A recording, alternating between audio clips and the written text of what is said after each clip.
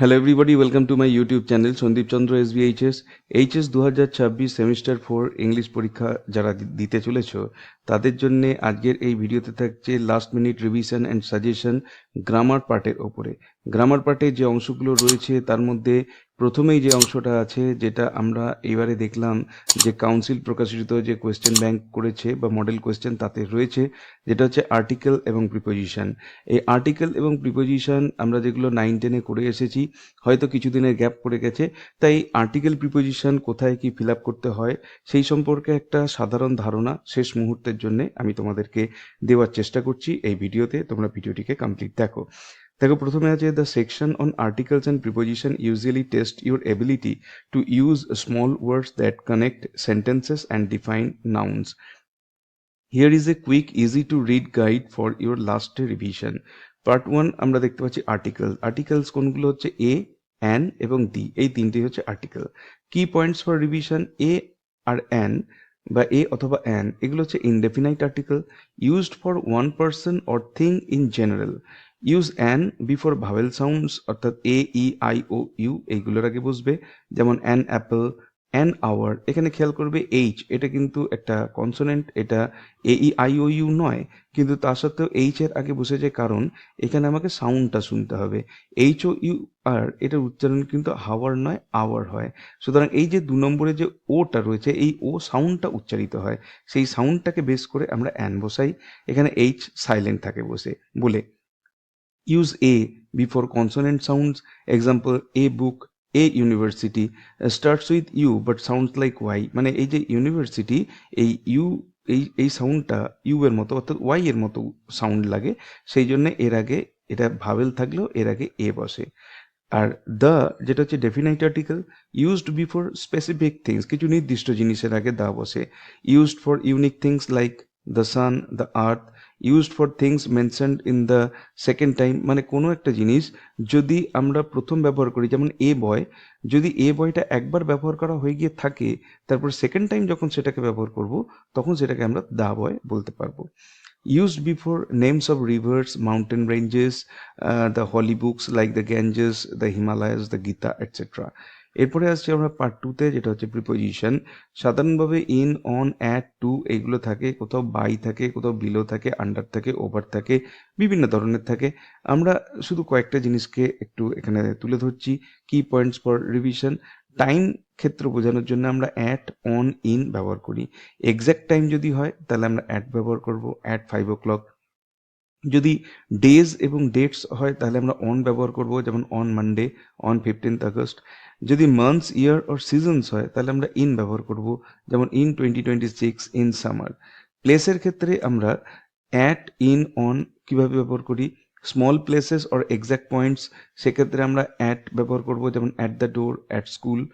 যদি large area বা inside something হয় তাহলে ইন ব্যবহার করব, যেমন in Kolkata, in the box. আর যদি টাচিং এ সারফেস হয়, কোনো জিনিস যদি কারোর উপরে থাকে কিন্তু সেটাকে টাচ করে থাকে, সেক্ষেত্রে আমরা অন ব্যবহার করব, লাইক অন দ্য টেবল। মুভমেন্টের ক্ষেত্রে আমরা টু ব্যবহার করি, টুয়ার্ডস এ ডেস্টিনেশন, কোনো গন্তব্যের দিকে যাচ্ছে এটা বোঝাতে। হি ওয়েন্ট টু স্কুল, সেক্ষেত্রে আমরা টু ব্যবহার করছি।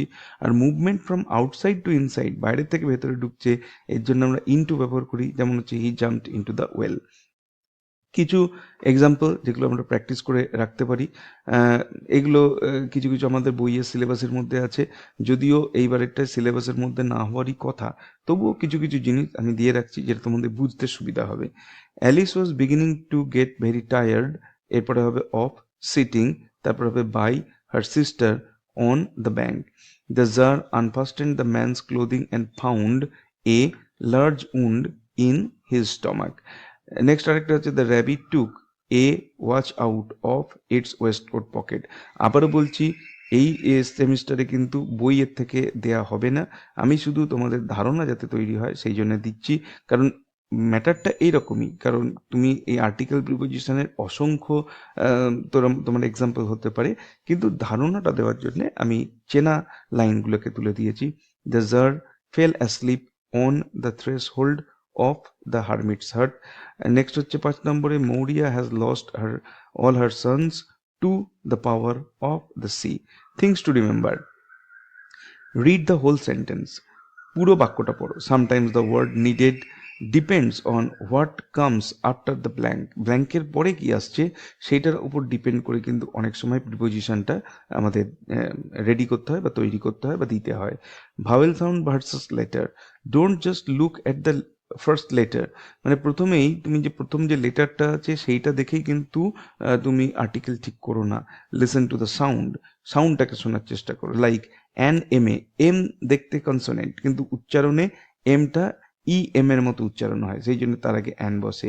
এ ওয়ান আইড ম্যান, যেমন ও এটা দেখতে ভাওয়েল কিন্তু এর উচ্চারণটা ডাব্লিউ এর মতো হয়, সেই জন্য তার আগে এ বসে। ফিক্সড ফ্রেজেস, কিছু অ্যাপ্রোপ্রিয়েট প্রিপোজিশন আছে। Some words always take specific prepositions like listen to, full of, good at, afraid of, believe in, এগুলোর পরে এই প্রিপোজিশন ছাড়া আর কিছু হয় না। এই এই ধরনের আরও অনেক ধরনের প্রিপোজিশন তোমরা তোমাদের গ্রামার বইতে পাবে। লাস্ট মিনিট টিপ হচ্ছে, in your WBC HSC exam 3 questions often come directly from your textbook prose, এইখান থেকে সাধারণভাবে এসে থাকে, কিন্তু ব্যাপার হচ্ছে যে এইবার এটা যেহেতু মানে টেক্সচুয়াল নয়, সেই জন্য হয়তো এখান থেকে কোশ্চেন নাও পড়তে পারে। তবুও টেক্সটও তোমরা পড়বেই, যদি এখান থেকে চলে আসে সেটা তোমাদের পক্ষে সুবিধা হবে। তো এই ছিল আজকের ভিডিওর বিষয়বস্তু, যেখানে আমরা আর্টিকেল প্রিপোজিশনের রুলগুলোকে আরেকবার দেখে নিলাম, এটা ঝালাই করে নেওয়ার মতো, যাতে করে পরীক্ষায় পড়লে আমরা আরেকবার জিনিসগুলো মনে করে লিখতে পারি। ভিডিওটি ভালো লাগলে অবশ্যই এটাকে একটা লাইক করো। চ্যানেলে নতুন এসে থাকলে চ্যানেলকে সাবস্ক্রাইব করার সাথে সাথে পাশের বেল বাটনে প্রেস করো, যাতে করে পরবর্তীকালে এই ধরনের ভিডিওর লিঙ্ক তোমরা সরাসরি পেতে পারো। দেখা হবে নেক্সট ভিডিওতে। Till then, goodbye and thank you.